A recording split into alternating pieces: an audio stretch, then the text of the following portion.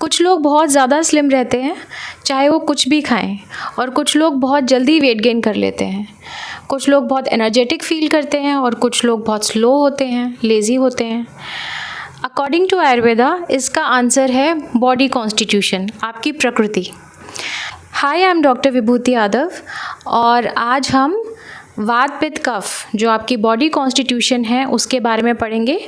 और we are on the 3rd chapter of the book Ayurveda the science of self healing by doctor Vasant Lad. So let's begin.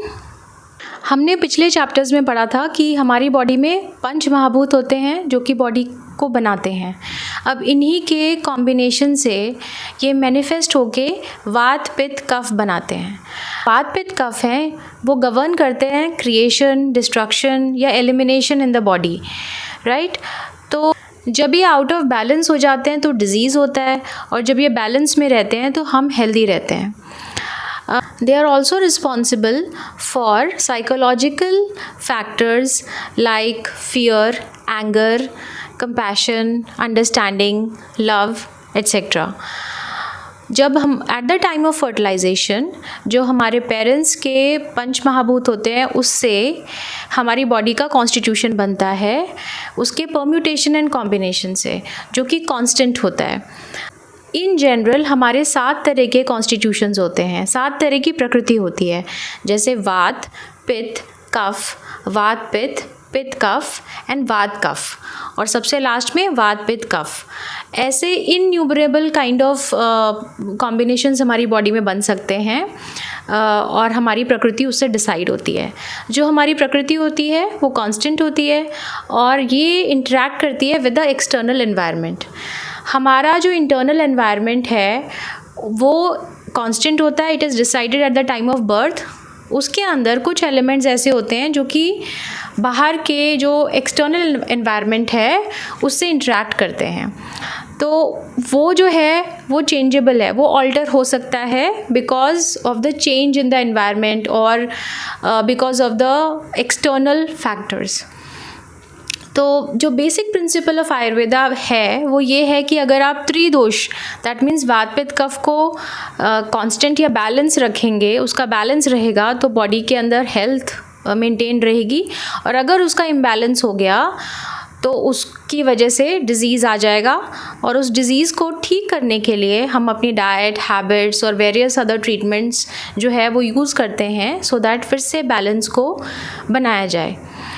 अब जो वात होता है वो मोबाइल है, मतलब वो मूव कर सकता है, और जो पित्त और कफ हैं वो मूव नहीं कर सकते।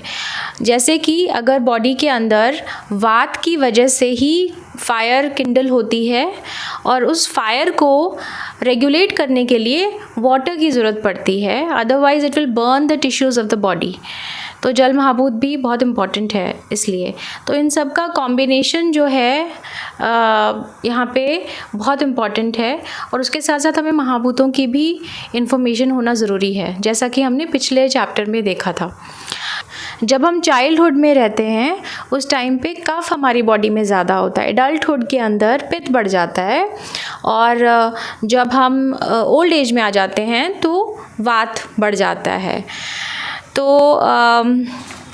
वात पित्त कफ जो हैं वो एक कुछ फंक्शनल एनर्जीज़ हैं हमारी बॉडी में जो कि सारे प्रोसेसेस हमारी बॉडी के कर रही होती हैं।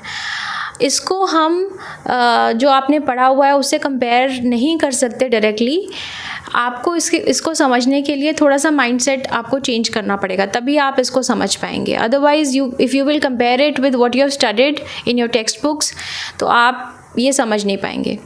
सो लेट्स अंडरस्टैंड कि वात, पित्त और कफ की क्या क्वालिटीज़ हैं और ये क्या क्या काम करते हैं।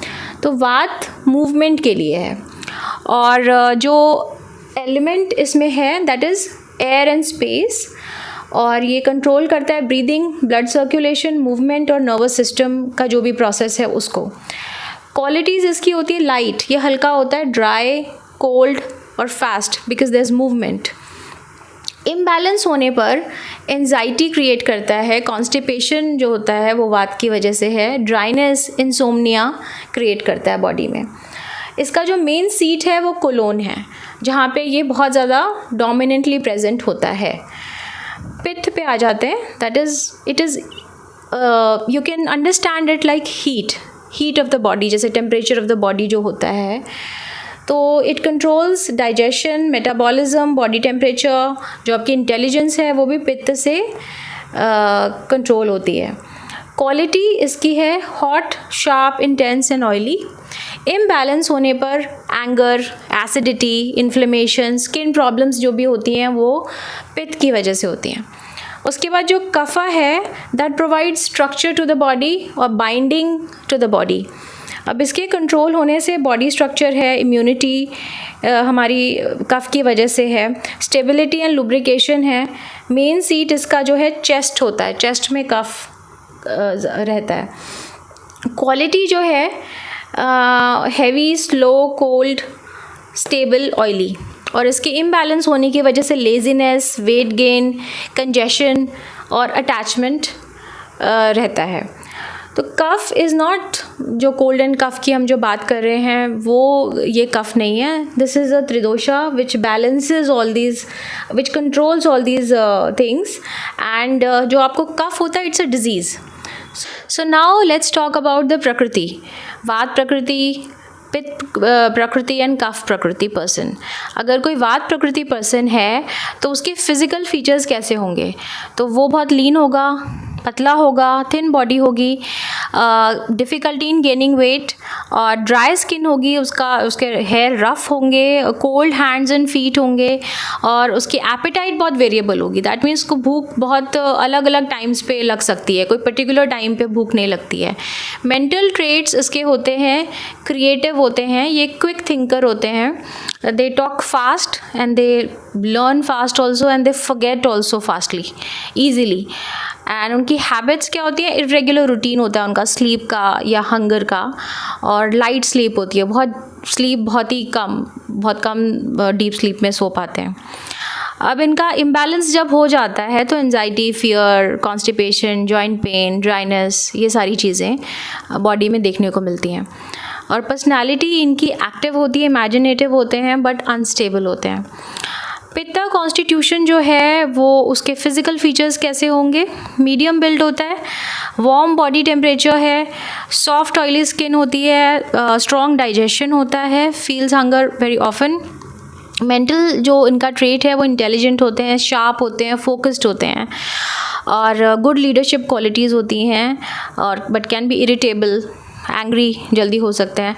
हैबिट्स जो हैं वो है रेगुलर रूटीन इनका होता है, और मॉडरेट स्लीप होती है, स्लीप बहुत ज़्यादा भी नहीं तो बहुत कम भी नहीं।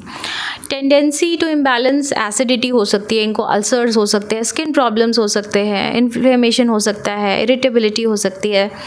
पर्सनैलिटी जो होती है इनकी एम्बिशियस होते हैं, ऑर्गेनाइज्ड होते हैं, इंटेंस होते हैं। अब कफ जो प्रकृति है उस पर आ जाते हैं। तो जो कफा इंडिविजुअल्स होते हैं उनके की फीचर्स, फिज़िकल फीचर्स क्या होते हैं? वो स्ट्रॉन्ग होते हैं, उनकी हैवी बॉडी होती है, वेट जल्दी गेन कर लेते हैं, स्मूथ ऑयली स्किन होती है, थिक हेयर होते हैं। उनका मेंटल ट्रेट होता है, काम, स्टेबल होते हैं, पेशेंट होते हैं, good memory and emotionally strong होते हैं। Habits में they have slow metabolism and their sleep is long and deep. They have very sound sleep. Tendency of imbalance, जब imbalance होता है तो क्या होता है? बॉडी में वेट गेन होता है, लेजीनेस ज़्यादा बढ़ जाती है, अटैचमेंट बढ़ जाता है, कफ, कोल्ड, कंजेशन, ये सारी चीज़ें बढ़ जाती हैं। पर्सनैलिटी इनकी काम, लविंग, स्टेडी होती है। तो these are the 3 prakritis that we have discussed. लेकिन कोई भी इंसान जो है एक प्रकृति से नहीं बना होता है, कॉम्बिनेशंस होते हैं वात पित्त कफ के अलग अलग परसेंटेज पे। जैसे वात बहुत ज़्यादा है तो पित्त भी होगा, कफ भी होगा, तो पर वो कम परसेंटेज पे होगा, ठीक है। तो एक डोमिनेंट होगा, एक मीडियम होगा, और एक बहुत कम होगा। तो इस तरीके से हम पर्सनैलिटी ट्रेट्स और जो पर्सन के फिज़िकल ट्रेट्स देख के हम बता सकते हैं कि किस इंडिविजुअल का क्या प्रकृति है, और वो प्रकृति जानने के बाद किसी का ट्रीटमेंट करना बड़ा आसान हो जाता है। और हमारे को पता लग जाता है कि हमारी बॉडी की प्रकृति ये है, तो हमें क्या खाना चाहिए, क्या नहीं खाना चाहिए. तो this is like very very important to know your prakriti. So this was it about the Vata, Pitta and Kapha and the Prakritis, the body constitution. And if you have any questions regarding this, you can ask in comment box. And if you have any suggestions, you can tell that also. So next जो video है वो next Saturday को आएगा.